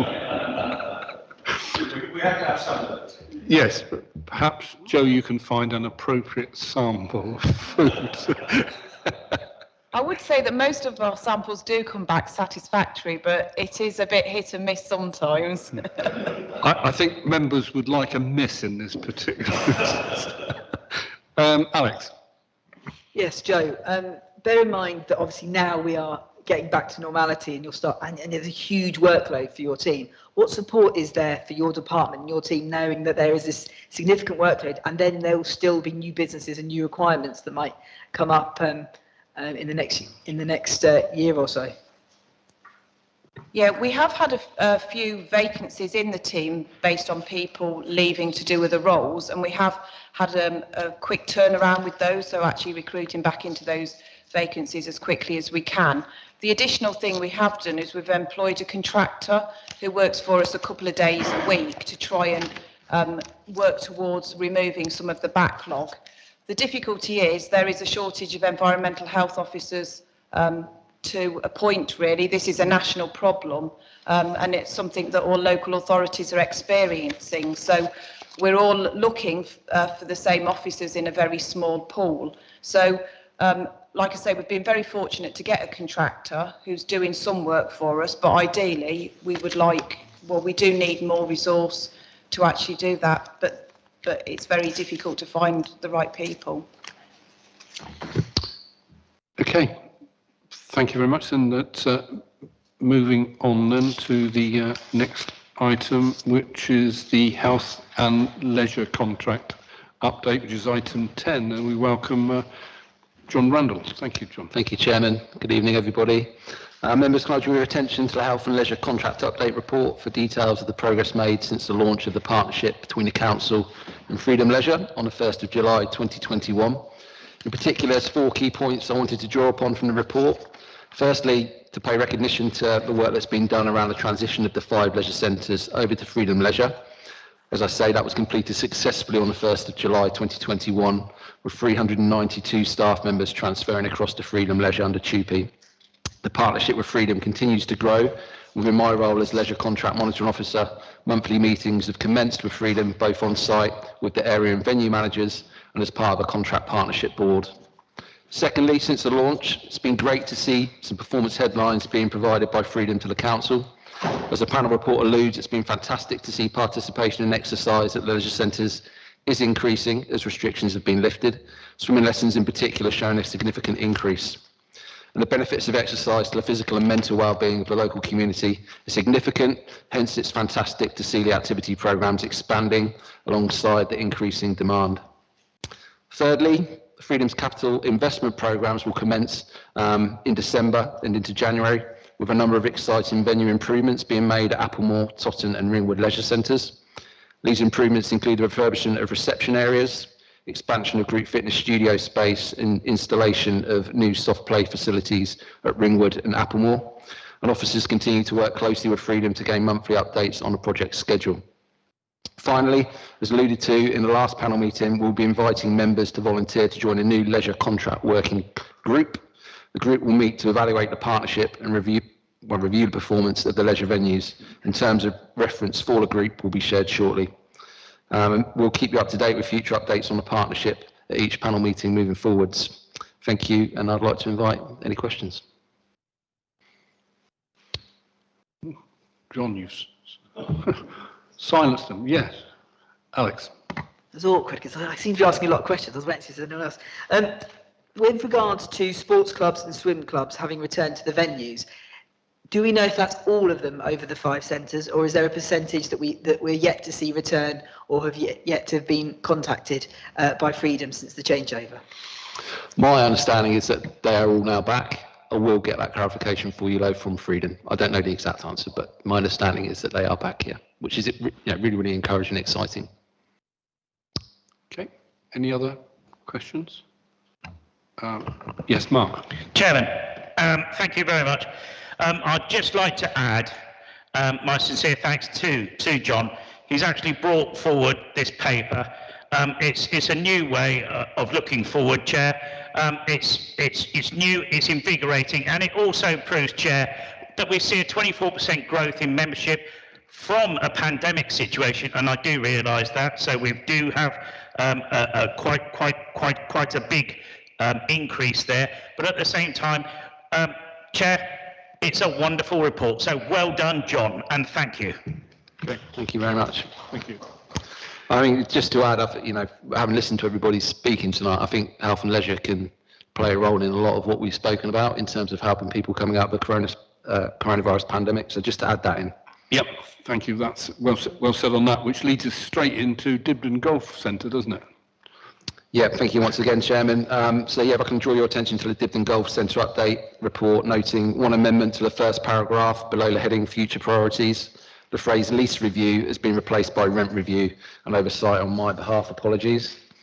And members, it's been brilliant to see the return of golf at Dibden as coronavirus restrictions have been lifted. The facility is a fantastic asset to the council and to My Time Active, who lease it from us, offering both an 18-hole, 9-hole golf course, driving range, clubhouse, function room, pro shop and practice areas. As the report alludes, the high level of participation in golf at Dibden this summer provides a reminder of the positive impact the facility offers to improve, again, the mental and physical health of the local community. With reference to the coming months, winter's just around the corner, and whilst participation over the summer's been extremely positive, the 18-hole golf course, as I've learned, is prone to flooding in wet weather, especially the back 9, which sit just above sea level. And therefore, I'll be meeting with My Time Active on a monthly basis and encouraging an innovative approach to the winter months to build upon a positive summer of participation. An example of initiatives being discussed are night golf leagues, where we can utilise the course as the evenings start to draw in with luminous golf balls and various luminous markers alongside fairways and greens. I'm sure you'll agree will be fun. So I will keep you posted on that one. Strategically, please note the partnership between the council and My Time Active is moving forwards towards a rent review in April 2022. To support the rent review, My Time Active will provide the council with a 5-year business and investment proposal this month. The plans will be scrutinised by the Task and Finish Group ahead of presentation to Cabinet in December. Members, this will be a key part and a key project with which I will be supporting in the coming weeks and months to grow our partnership with My Time Active and to ensure the sustainability and future success of golf at Dibden. And again, I'll keep you up to date at future panel meetings. Thank you again. Thank you, John. An excellent sales pitch for Dibden Golf Centre, and I think it reflects that having that as a successful venture is paramount. So we must continue to work with the company. Questions, Alex? And sorry, I should have attended the working party on Monday, but was unfortunately at work. So I would have asked you this then. But in your role then, will you help push My Time to effectively do what I did? I was 12 years old. I started playing golf there, and encourage more people of that age from 3 notable secondary schools within the area, and to help fill, because the numbers aren't great for utilisation, and you need to get younger people, particularly at one of the more affordable golf courses, to get out and playing there, to not only fill the gaps but help promote it. And that's where I don't feel the golf course. I played there and found it more popular before social media back in the day. We won't go how far, but I do think there is an opportunity for them to work much closer and better with the local community. And by the way, will the Illuminous lights be in the bushes where my ball is going? Thank you, Councillor. I think to add, there's a level of depth to the business plan that encourages a junior development plan, and My Time have appointed a golf development officer at a corporate level that will be supporting the implementation of that. And yes, absolutely, as part of my monitoring role, we will continue to work with My Time to hopefully see some improvement in junior golf participation. Thank you. Thank you, Barry. Yes, Mr. Chairman, I think we should be very proud of Dibden Purley. It's one of the best municipal courses in the area. I'm talking about Hampshire and Sussex, probably. It is a really good course. I've played there many times, and thank you very much for keeping it to such a high standard. Thank you. Any other questions or comments? Yeah, Neville, sorry. Just a quick question. I've been asked by some people in Tottenham that actually use and love it down there. They think it's a great course. Can you tell me, will there be included in the future plans any refurbishment to the clubhouse, etc.? To be confirmed, but yes, there will be. Yeah, that is part of the work that I'm doing with My Time at the moment. Great, thank you very much. Is within the draft investment plan. That's so, great, yeah. Thank you. Come back to Mark. Chairman, thank you. John has brought,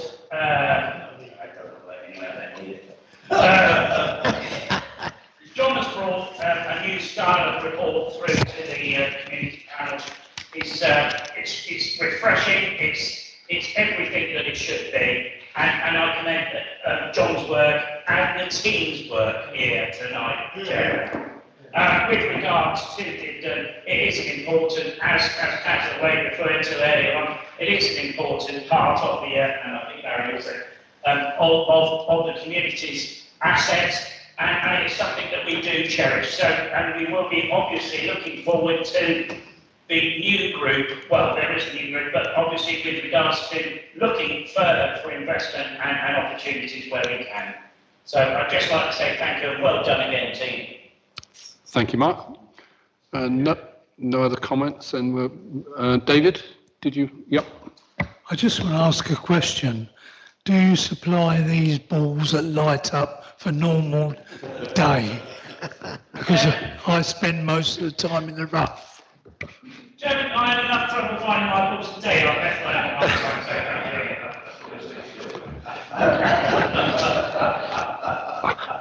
I knew we weren't going to.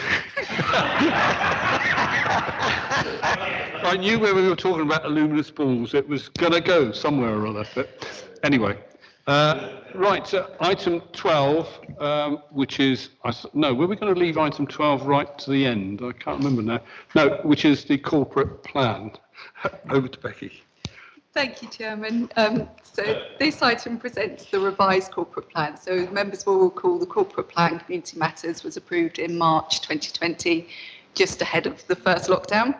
The plan still runs from 2020 to 2024, but this is an interim review of the plan arising from the new cabinet structure and portfolio responsibilities within that new structure, and also to reflect on any changes in the priorities arising from the past 18 months. In this revision of the plan, there is greater emphasis on sustainability and supporting the local economy running through the plan, so in each portfolio. I'll also draw your attention to the action plan at the back of the document. This action plan was always intended that this would be updated annually anyway, and that has been updated for this year. Panels can expect to see portfolio dashboards showing progress on delivery of the plan at their meetings from January. So you'll recall that you were seeing portfolio dashboards at every meeting. That hasn't happened since the changes to the cabinet responsibilities, because particularly with the portfolios for this panel, there was quite significant changes to those responsibilities. So just to highlight what those changes are: partnership and wellbeing. So the new revised plan for partnership and wellbeing now includes environmental and regulatory services, community safety, including CCTV, and apple care lines. And for people and places, it's the inclusion of open spaces, trees, and cemeteries. Thank you. Thank you. Any questions? Caroline? Yeah, at one point we had arts and culture included on this. I wonder if we can have it back, please. Particularly since we've got the City of Culture bid that's going into Southampton that I think we probably missed. Arts and culture is still included in people and places, both as a priority and some actions. Please tell me if it's not in your book. Can we have it a bit more? It fits into every category that's in there. The point is, if it's not in there, anyone going for funding for anything from us or local organisations will really struggle. And in addition to that, it's something that we could be using to help our economy. So it's so important to have it in there. And it is in there, though, am I correct? Was in Manjit? I think what I would say about arts and culture, we will be doing a report at the next panel on arts, and Jamie is working with the Arts Council at the moment with some work on creative places. So I think there'll be more information for panel next time, and we are giving it a priority as part of our resources at the moment as well. So I appreciate your concern, but we are giving it a priority, and we will be bringing back a report in January. And also we've got a community task and finish group, which is again due to meet in October. So again, we will be feeding back to them about some of the work with the Arts Council and the community. So again, Caroline, I'm happy to sort of get Jamie to get in touch and just update you a little bit more detail, if that's helpful. I'm on that committee, but it still needs to be featured in this more. Okay, is my point. Any other comments? Keith? Thank you, Chairman. Becky, can I just ask, under environment and coastal, achievement indicators, number 3, increase the number of electric charging points by 10 by the end of next year. Is that the correct figure, 10? I'm not an expert on this at all, so to me it just seems a rather low figure if we're talking of the whole area. I believe it's the correct figure. I will confirm for you, but there are already a number of electric charging points in car parks. Manjit, I'm not sure if you've got any further information. Let me confirm. I will do. Okay, thank you very much for that, Becky. Portfolio holder reports. David Russell. Chairman, before I say anything about a report and an update, the first thing I want to do as a new portfolio holder is to thank all the staff that are behind me and been doing and feeding me all the information. It is mind-blowing how much you have to know to run this council. I didn't realise how hard our staff work, and I would like it on record how I appreciate their help. But I can make it very easy now. Most of my update is going to be in item 4. There's going to be an awful lot of task and finish groups coming up. So I'll leave it at that point. Thank you, David. Any questions for David? No, moving swiftly on to Mark then. Thank you, Mark. I don't have a lot more to add, Chair. I think I've been speaking quite a bit this evening. And, sorry. Quieter, okay.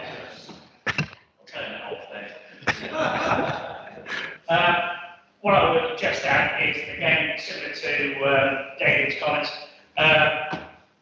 the team here work outstanding, and that's the word I would use, outstandingly. And we do appreciate it. I know I do, and I know David just said that as well. So, but what I will add is there is a lot of work coming up in the next 6 months, Chair, and be looking forward to working with these groups and making sure that we end up delivering what we're talking about. So, thank you. Thank you, Mark. No comments, and move swiftly on then to work programme. Manjit, okay. Task and finish groups, I think is the, there are 1 or 2. Thank you, Chair. So I just want to go through just briefly. We've got a number of task and finish groups. So we've got community task and finish group already in place, and we've also got the Dibden working group, which is already in place.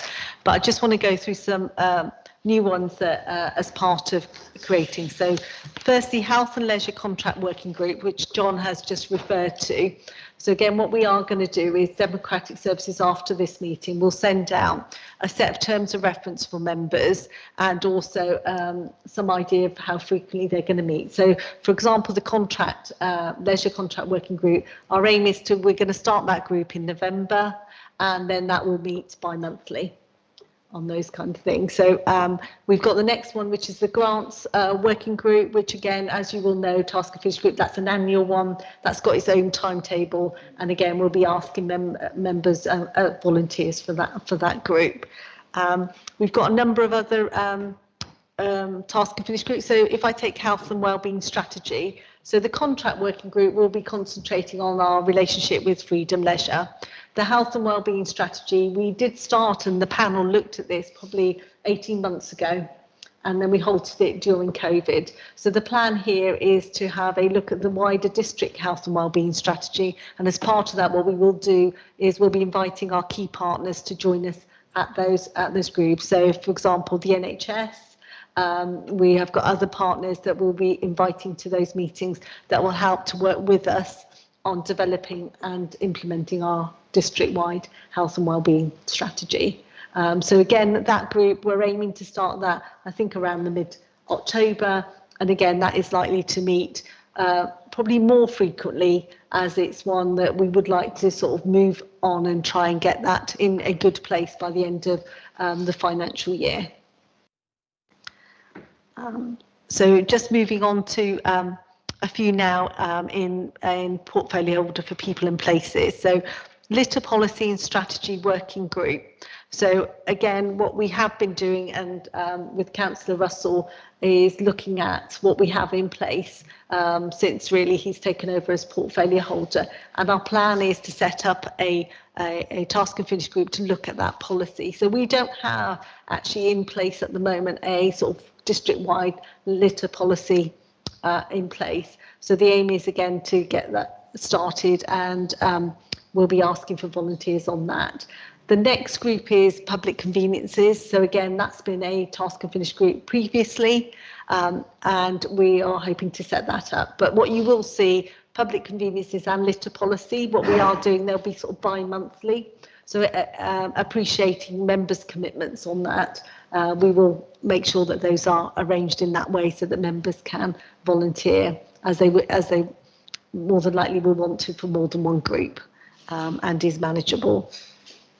The last one is customer service task and finish group. So again, we had that set up, and Councillor Sullivan chaired that one before. So what we are asking is just the current members of that group to confirm that they want to continue, but actually we're just widening that to 6 to 8 members. So again, that will be going out and looking at that. And again, that will be a task and finish group that is likely to meet more frequently. So again, we've got a number of items that we do want to discuss on customer, and including sort of our presence at information offices, customer, and also reflecting on what's happened after COVID. So again, that particular task and finish group is likely to be on a monthly basis. So that's just a very short go through those task and finish groups. But what we have also done is that there are draft terms of reference of all of the groups. So as part of what Democratic Services will send out, members will be able to see the draft terms of reference as well as timescales and numbers. Okay, fine.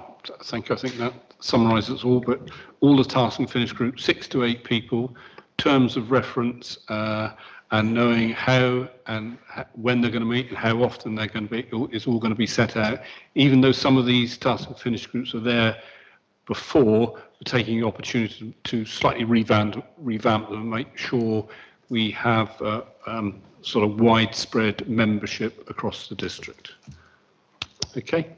Anything else in the programme? No, nothing. I think nothing else on the work programme. You'll see on the work programme we've just listed really all the meetings that is happening, and also just to say, so for example, you'll see on the work programme that customer task and finish group, we've got that reporting back in January. So already in the plan is that is one of the task and finish groups that will maybe move faster than some of the others, just to make sure that we are reporting back to panel in January. Yeah, okay, Manjit, thank you. Alex?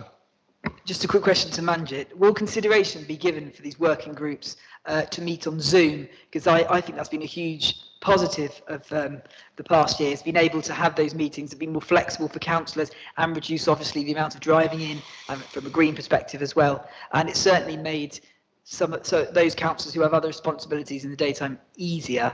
So that sort of consideration, if the majority welcome it, would be appreciated. Yeah. So I think the plan is to keep those virtual. That's not to say I would say that as we get the task finish groups going, there may be opportunities. For example, at Dibden Working Group, we're actually having the next meeting at Dibden. So again, we might find that the same with sort of litter policy and those areas where we might want to do site visits and those things. But I think generally, yeah, the meetings will be virtual. Yeah, I don't think it's fixed in stone necessarily. It depends on circumstances to make sense of the task and finish group. Any other comments? Moving on then to dates of next meetings, which is as published on page 3. Everybody to make a note and agree with those dates. Everybody happy? Yep. Thank you. I have no other items which are urgent, so it only remains to me to say thank you very much, and the meeting is closing. Thank you all for attending.